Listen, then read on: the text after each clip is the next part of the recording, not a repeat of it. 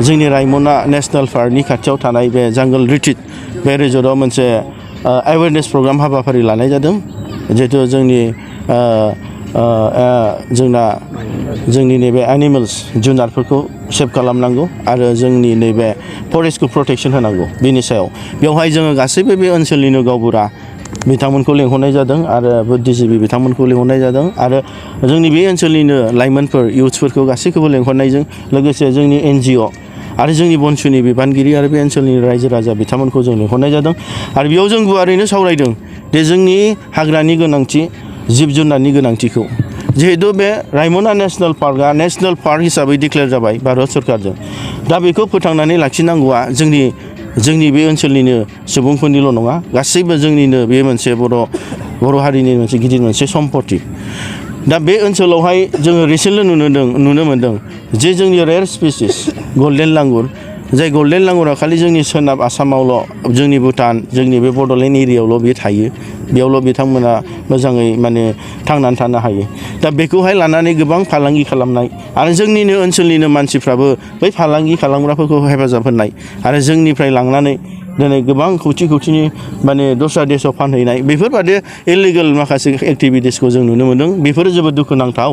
मानो होनोब्ला दिनै जोंहा रायमना नेशनेल पार्कखौ जों सेफटि जों प्रिजार्भ खालामनायजों लोगोसे जिब जुनारखौबो जों खालामनांगोन दिनै जिब जुनारखौ जोङो प्रिजार्भ खालामनो हायाबा जाय जिब जुनारखौ गुबुन जायगायावनो नुनो हाया अब्ला जोंना जिब जुनार गैयाब्ला दिनै गुबुन जायगानिफ्राय दिनै टुरिस्टफ्रा दिनै दावबायफैनाय नङा आलासिफ्रा फैनाय नङा आरो बेजों लोगोसे जोंनि बे ओनसोलनियाबो दिनै थांनानै थानो हानाय नङा दा जोंहा दिनै टुरिस्टफोर लाबोनो हायोबा रायमना नेशनेल पार्कखौ जों फोथांनानै लाखिनो हायोबा जिब जुनारखौ जों एरहोनो हायोब्ला गोबां जोंनि बे ओनसोलनि लाइमोनफ्रा दिनै रेजर्ट होनानै एबा दखान होनानै गारि मटर सालायनानै दिनै गोबां रोखोमै थांनानै थानो हागोन आरो बेजों लोगोसे जोङो दिनै बे रायमना नेशनेल पार्कनि हाग्राखौ जोङो दिनै फोथांनानै लाखिनांगोन थांनाय समफ्राव जों नुनो मोन्दों गोबां गिदिर बिफांफोरखौ दिनै जोंनि फरेस्ट डिपार्टमेन्टनिफ्रायनो दिनै दंफां सिखावफोरजों लोगो नांनानै फानहरनायखौ जाहाथे बे जिनिसा एबार जानो दा थांथोंसै मानो होनोब्ला दिनै दंफाङानो गैलिया आरो दंफां लाइफां गैयाब्ला बे जिब जुनारा बोरै थांनानै थागोन फिथाइ सामथाइ मोनजायाब्ला अब्ला जोङो दिनै दंफां लाइफां गैयाब्ला दिनै जों आबाद मावनानै जाग्रा जोंनि बर' सुबुंफ्रा मा जागोन दिनै अखानि आंखाल जागोन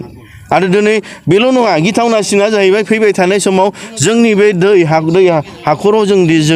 दंखल दैखर जावनानै जों दै लोङो बेयो दिनै 30-40 फुटावनो जों दिनै मोनो नाथाय दंफां लाइफांखौ जों फोजोबनानै लायोब्ला सानसे समाव जों 100-200 फुटनि उनावबो गोथौआव जावबाबो मोननाय नङा बै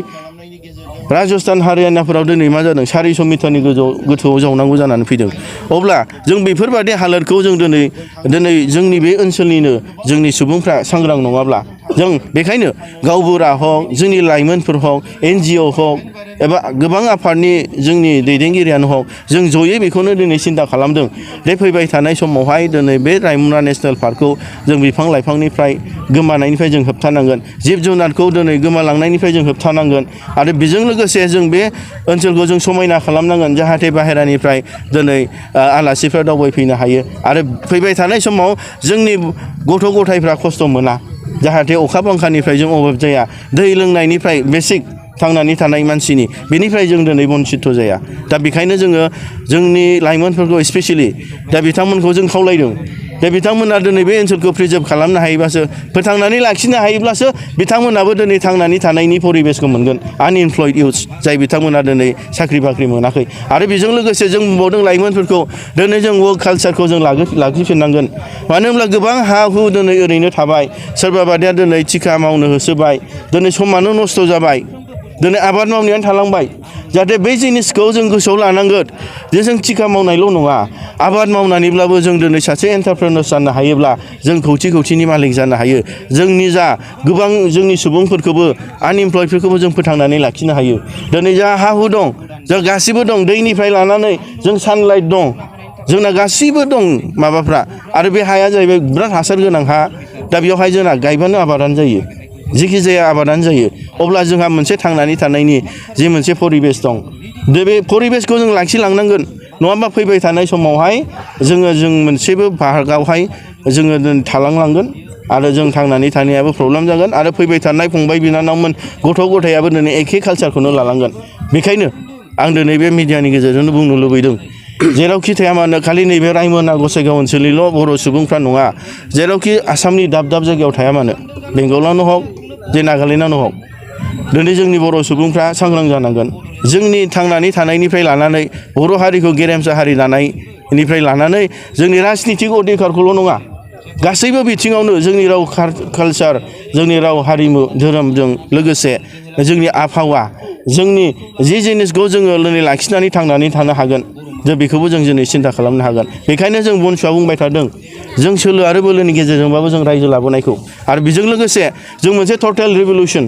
रिभलिउसना मा खालि रायजो लाबोनायावल' जोंनि बनसुआ नाङाखै नांनो थांनाय नङा दिनै जोङो मावनाय दांनाय जानाय लोंनायनिखौबो जोङो मावनो थाखाय जों यां जेनेरेशन्सफोरखौ थुलुंगा होनो थाखाय जों ओंखारबोदों आरो बेजों लोगोसे जोंनि राव हारिमु कालचार गासैखौबो प्रिजार्भ खालामनो थाखाय आरो जों वर्क कालचारखौ बेसिकेलि